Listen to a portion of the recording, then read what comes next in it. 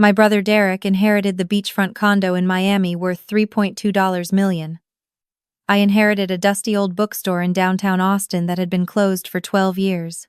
When the lawyer read those words out loud, my sister-in-law Vanessa laughed so hard her champagne nearly came out of her nose. She whispered to Derek that it was fitting the family bookworm finally got a pile of moldy paper to call her own. Derek slid a check for $3,000 across the conference table and told me to sign over the deed so he could sell the land to developers. He said I was embarrassing the family name. He thought he had won. He thought he had taken everything from me. But what neither of them knew was that the crumbling brick building they mocked was not empty. When I pushed open those creaky doors that evening, I did not find cobwebs and decay. I found a secret that would make their $1 million condo look like pocket change. My name is Maya. I am 32 years old, and I am about to teach my greedy family an unforgettable lesson about value. Before I tell you what was hidden behind the walls, please hit that subscribe button if you have ever been underestimated by the people who were supposed to love you. The law office on the 28th floor smelled like expensive coffee and polished wood. Outside the windows, the Houston skyline sparkled under the afternoon sun. But inside that room, the temperature felt below freezing. I sat in the corner chair wearing my best dress, which still looked cheap compared to the designer outfits my brother and his wife were wearing. Derek kept checking his Rolex every few seconds, while Vanessa scrolled through Instagram, completely bored. They did not look like people who had just buried their father a week ago. They looked like investors waiting for a stock market opening. Mr. Patterson, the family attorney, cleared his throat and adjusted his reading glasses. He glanced at me with something that looked like pity, which made my stomach turn. He began reading the last will and testament of Robert Chen. I held my breath. I did not want money. I just wanted the house. The small craftsman home in the Heights where I had spent the last 4 years caring for my father after his stroke. I had quit my teaching job to become his full-time caregiver while Derek was too busy building his real estate empire in Florida to even answer a phone call. To my son Derek, Mr. Patterson read, I leave the entirety of my investment accounts and the deed to the condominium in Miami Beach. Derek did not even blink. He just nodded like this was the natural order of the universe. Of course, the golden child would get the treasure chest. Vanessa squeezed his arm and whispered loud enough for me to hear. Finally, we can renovate the kitchen. I told you that marble was outdated. Mr. Patterson paused and turned toward me. And to my daughter Maya, I leave the property at 412 Congress Avenue, formerly known as Chen's Rare Books and Curiosities, along with all contents contained within. The silence that followed was deafening. Then Vanessa burst out laughing. Oh my God, she gasped, covering her mouth with her manicured hand. The old bookstore? That dump has been closed since we were in middle school. Does it even have electricity anymore? My heart sank through the floor. That bookstore was in a rough part of downtown. The building was probably condemned. The property taxes alone would drown me within months. Furthermore, Mr. Patterson continued quickly, the family residence in the Heights is to be included in the general estate and transferred to Derek. I stood up so fast my chair scraped against the hardwood floor. There has to be a mistake. Dad promised me the house. I lived there for 4 years, taking care of him while Derek was sunbathing in Miami. Derek finally looked at me. His eyes were cold and empty. There is no mistake, Maya. Dad knew you could not handle a property like that. The maintenance costs would eat you alive on a teacher's salary. Oh wait, you do not even have that anymore since you quit your job to play nurse. I am a caregiver, I said, fighting back tears. I dedicated 4 years of my life to him. You are unemployed, Derek shot back, leaning back in his leather chair. And now you have a bankrupt bookstore to keep you company. Consider yourself lucky you got anything at all. Vanessa smoothed her silk blouse and smiled sweetly. Honestly, Maya, you should be grateful. Most families would not leave anything to the sibling who contributed nothing financially. At least now you have somewhere to store your little book collection. Oh wait, she paused dramatically. Does that building even have a roof? The cruelty was physical. It felt like a punch to the gut. Derek reached into his jacket and pulled out a checkbook. The sound of the pen scratching paper echoed in the silent room. He ripped out the check and slid it across the polished table toward me. 10 yuan. Here is the deal, Derek said, his voice dripping with condescension. I have a developer interested in that block. They want to build luxury apartments. But I need you to transfer the deed to me immediately so I can package the sale. This $3,000 is yours. Take it. Find a cheap apartment. Start applying for jobs. Move on with your life. I stared at the check. $3,000 for 4 years of sleepless nights. $3,000 for changing bedpans and monitoring medications while Derek could not be bothered to send a birthday card. $3,000 to erase my existence from the family. I am not selling, I said quietly. Excuse me? I picked up the check, looked him dead in the eyes, and tore it in half. Then I tore it again and let the pieces flutter down onto the expensive carpet. That bookstore was Dad's first business. It meant something to him. I will not let you turn it into a parking garage. Derek stood up slowly, his face turning red. You are making a huge mistake, Maya. You have no money. You have no job. And since the house is legally mine now, I want you out by tomorrow morning. I am changing the locks at noon.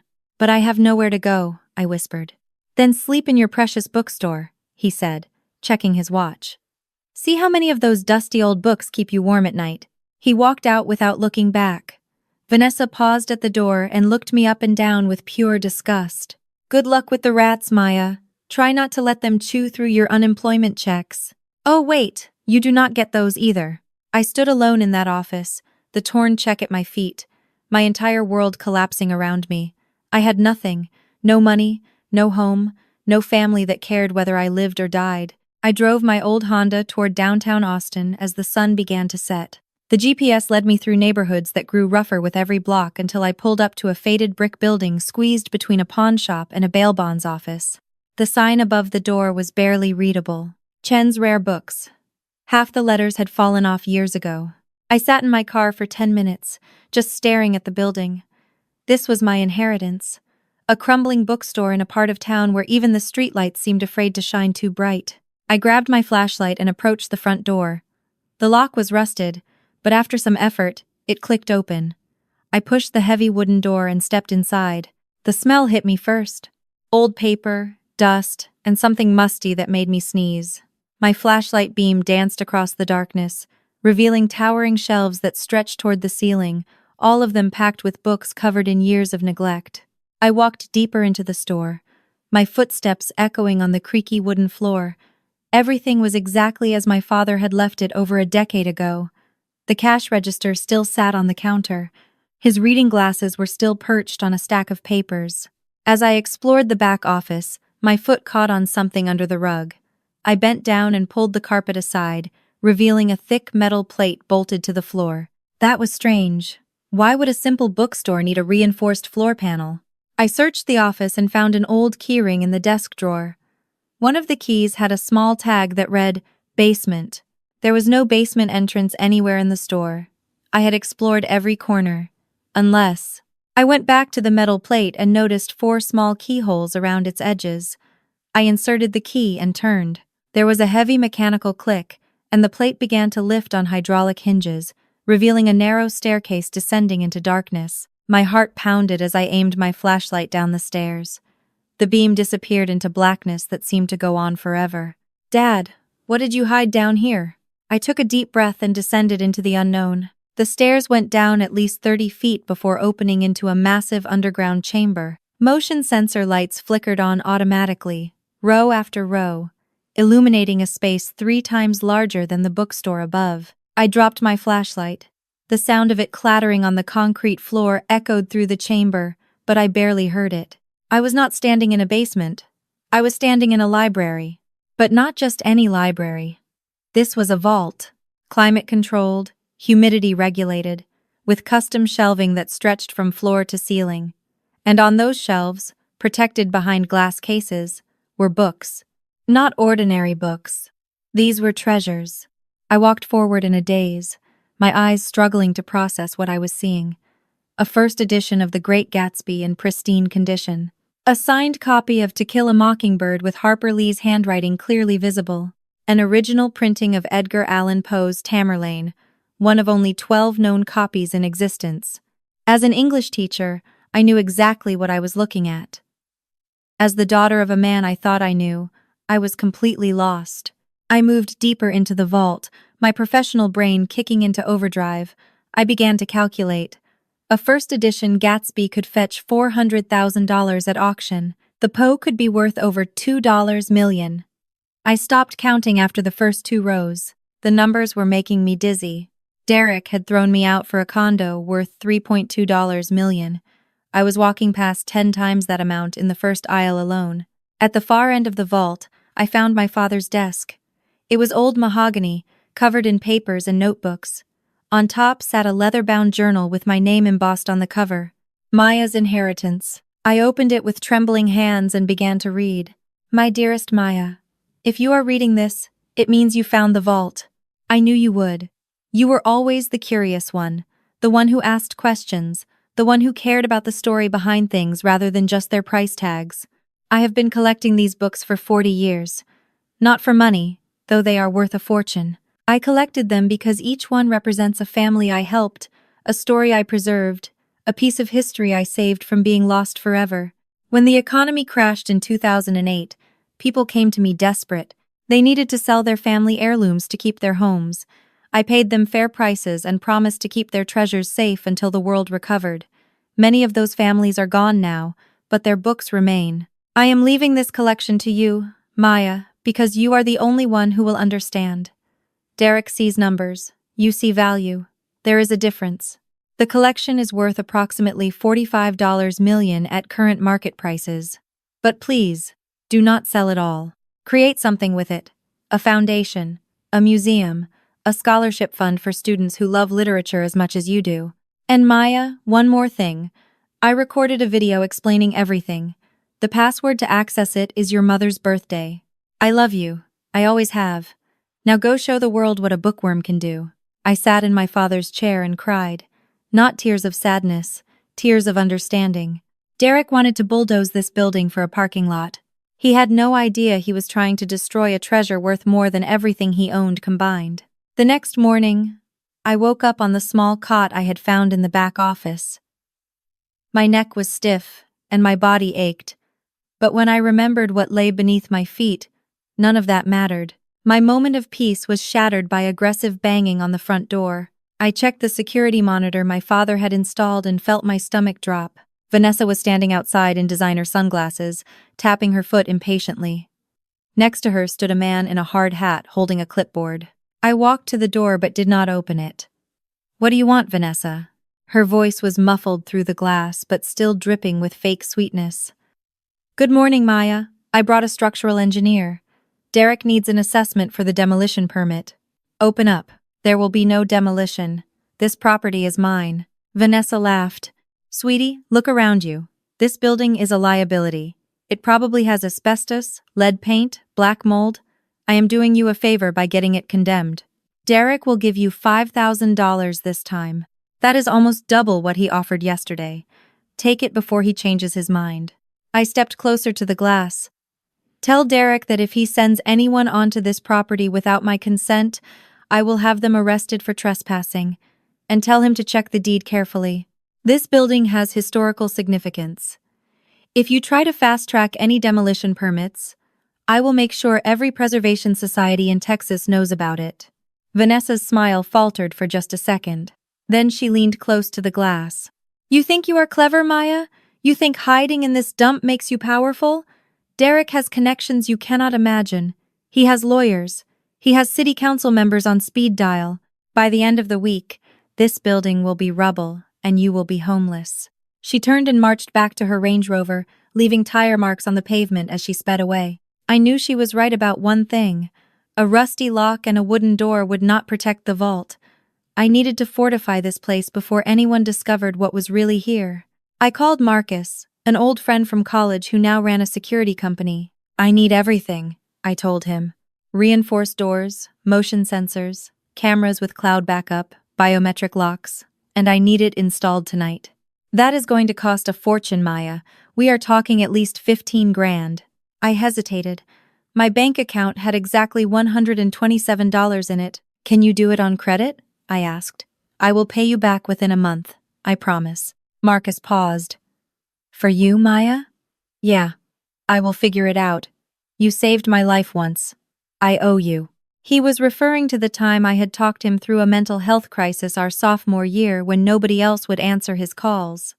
I never expected that kindness to pay dividends like this. While waiting for Marcus and his crew, I began photographing the collection with my phone. I researched auction prices. I made spreadsheets. By midnight, I had a preliminary estimate. Conservative value, $45 million. Aggressive auction estimate, $60 million. I sat in the dark vault, surrounded by centuries of human storytelling, and whispered to the shadows, "Thank you, Dad. I will not let them take this from you." 3 days later, the real war began. I was cataloging a rare Shakespeare folio when my phone buzzed with an email notification. It was a legal filing. Derek was suing me. He claimed I had manipulated our mentally declining father into changing the will. He claimed Dad had dementia and did not know what he was signing. He was seeking an emergency injunction to freeze all estate assets pending investigation. I logged into my bank account. The screen flashed red. Account frozen. I tried my credit card. Declined. Derek had not just sued me, he had weaponized the legal system to strangle me financially. I was sitting on a $45 million collection but could not afford to buy lunch. I needed a lawyer. But good lawyers cost thousands of dollars per hour, and I did not have thousands of dollars. I did not have thousands of cents. I looked around the vault and my eyes landed on my grandmother's jade bracelet. It was the only piece of jewelry I owned, passed down through 3 generations of Chen women. I held it in my hands for a long moment. Then I drove to a jeweler in the Galleria district and walked out with $6,000 in cash. I found Elijah Montgomery in a cramped office above a Vietnamese restaurant. He was a civil rights attorney who had made his name fighting predatory landlords. The old-timers in the community said he was the only lawyer in Austin who could not be bought. I put the cash on his desk and told him everything. Elijah listened without interrupting. When I finished, he leaned back in his chair and smiled. "Your brother made a classic mistake," he said. "He is so confident in his power that he got sloppy. If your father was truly incapacitated, the law firm would have required a competency evaluation before the will signing. If no evaluation exists, that means they were confident he was sound of mind. And if he was sound of mind, then his wishes are ironclad. But how do we prove it?" Elijah pulled out his phone. "I know the paralegal at Patterson's firm. If there are any recordings or witness statements from the will signing, she will find them." Within 48 hours, Elijah had what he needed. A video recording of my father signing the will, clearly lucid, clearly aware of exactly what he was doing. Derek had the original copy and was refusing to release it. But now we knew it existed, and that was enough leverage to blow his case apart. The night before the preliminary hearing, I was alone in the bookstore when the security alarm triggered. I pulled up the camera feeds on my laptop. A black truck with covered plates had parked in the alley. 3 men in dark clothing were approaching the back door with crowbars. And stumbling behind them, clearly drunk, was Derek. My brother was here to destroy the evidence of his own failure. One of the men began prying at the reinforced door. It held firm. Derek screamed at them to try harder, his words slurring together. I activated the external speakers. "The police are already on their way, Derek. I have everything on camera. You have 30 seconds to leave before you add breaking and entering to your list of charges." Derek looked up at the camera, his face twisted with rage. "You think you are so smart, Maya. You think you won. But you are nothing. You are worthless. You were always worthless." He grabbed something from one of the men, a bottle with a rag stuffed in the top, a Molotov cocktail. He lit the rag and pulled back his arm to throw. I held my breath. But before he could release it, one of his hired thugs tackled him to the ground. The bottle shattered on the pavement, creating a small fire that quickly burned itself out on the wet asphalt. Derek lay on the ground, screaming obscenities as sirens wailed in the distance. His accomplices ran for the truck and disappeared into the night, leaving him alone. The police found him there 10 minutes later, lying in a puddle of gasoline and broken glass, mumbling about books and money and how unfair everything was. I watched from the upstairs window as they put him in handcuffs. The man who had called me worthless was now being read his Miranda rights in an alley behind a pawn shop. Sometimes karma does not need your help. You just need to stay alive long enough to watch it work. The courtroom was standing room only. Word had spread about the Chen family inheritance dispute, and everyone wanted to see how it would end. Derek sat at the defendant's table in a rumpled suit, no longer the polished businessman who had sneered at me a month ago. Vanessa was notably absent. Her divorce filing had been leaked to the press 3 days earlier. Elijah presented the video evidence first. The recording showed my father sitting in his study, speaking directly to the camera. "I am Robert Chen, and I am of sound mind and body. I am making this recording to ensure there is no confusion about my final wishes." On the video, Dad looked directly into the lens. "Derek, if you are watching this, I want you to know that I love you. But love does not mean blindness. I have watched you chase money your whole life, measuring your worth by the numbers in your bank account. I gave you the condo because I knew you would sell it within a year. I wanted you to have quick cash, so you could finally understand that wealth gained without wisdom is just fuel for a fire that will eventually consume you." The courtroom was silent. "And Maya," Dad continued, his voice softening, "I gave you the bookstore because I knew you would not just see a building, you would see a mystery. You would ask questions. You would dig deeper. You are the only one who understands that the true value of something is not what you can sell it for, but what it means to the people it touches." He paused, taking a deep breath. "The collection in the vault is worth more money than Derek will ever earn in his lifetime, but more importantly, it represents 40 years of stories I saved from being forgotten. I am trusting you to continue that mission. Build something that lasts. Help people who need it. And never ever let anyone make you feel worthless for caring about things that cannot be measured in dollars." The video ended. The silence stretched. The judge looked at Derek with barely concealed contempt. "Mr. Chen, you allege that your father was mentally incapacitated. This video clearly demonstrates otherwise. Your lawsuit is dismissed with prejudice. Furthermore, you are facing charges of attempted arson, conspiracy, and harassment. Bail is set at 250,000. Derek's face went white. He did not have $250,000. The condo was already mortgaged to the hilt. His businesses were failing. His wife had left him. He looked at me across the courtroom, and for the first time in my life, I saw fear in his eyes. I did not smile. I did not gloat. I simply stood up and walked out of the courtroom into the sunlight. 6 months later, the Chen Foundation for Literary Preservation opened its doors. The old bookstore was completely transformed. The ground floor became a public reading room where anyone could come and explore rare books under careful supervision. The basement vault became a temperature-controlled archive, available to researchers and scholars from around the world. I sold 5 duplicate items from the collection for $8 million. That money funded the renovation, established an endowment for literary scholarships, and created a grant program for independent bookstores struggling to survive. The remaining collection stayed exactly where my father had placed it. Protected, preserved, valued for what it meant, not just what it was worth. I was standing in the reading room on opening day when a young woman approached me. She was maybe 19, wearing clothes that had seen better days, clutching a worn paperback like it was a lifeline. "Are you Maya Chen?" she asked. "I am. I got one of your scholarships, full ride to UT Austin for English literature. I just wanted to say thank you. I never thought someone like me could go to college." I looked at her, and I saw myself 15 years ago.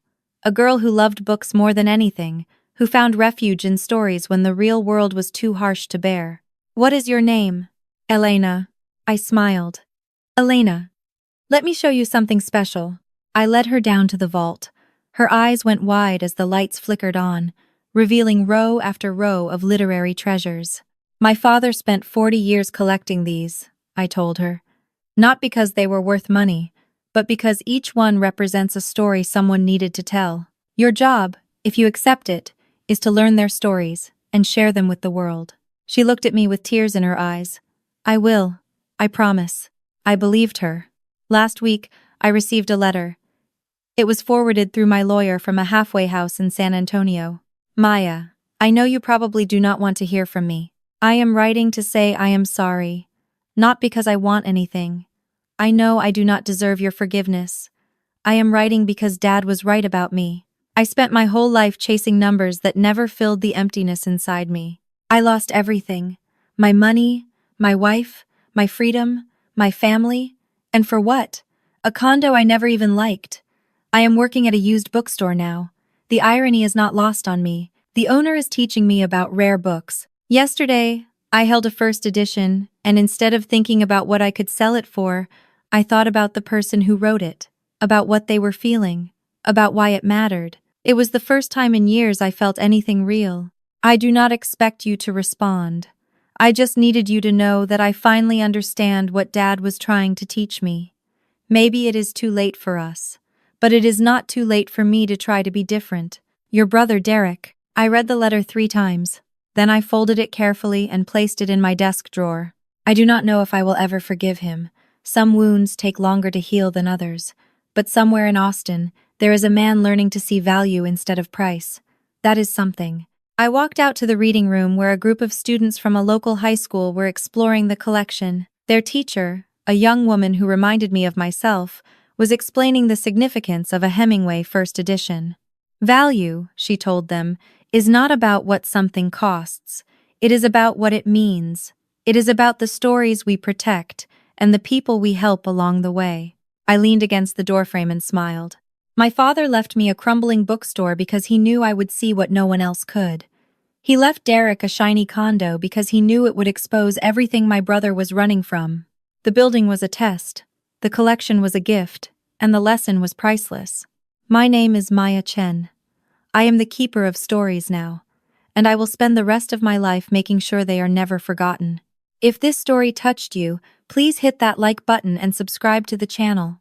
Share it with someone who needs to be reminded that their worth is not measured by their bank account. And tell me in the comments, what is the one thing in your life that you would fight to protect? Thank you for watching. Remember to always look deeper than the surface.